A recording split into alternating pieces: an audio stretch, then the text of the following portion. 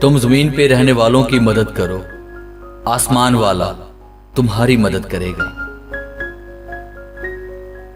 रहमदिली एक ऐसी जुबान है जिसे बहरा सुन सकता है, और एक ऐसी चीज है जिसे अंधा देख सकता है।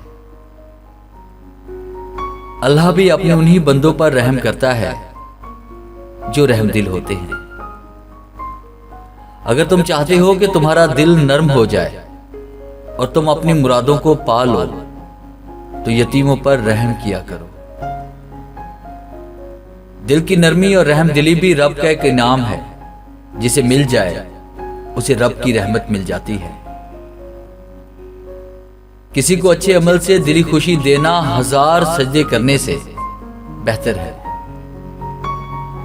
ऐसे लोगों की मदद करो जिनका चेहरा सवाल होता है और जुबान बेसवाल होती है।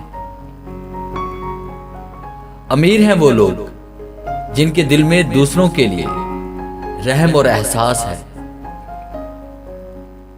दूसरों की मदद के लिए जरूरी नहीं कि आप ताकतवर हों या अमीर हों, सिर्फ आपका रहमदिल होना ही काफी है।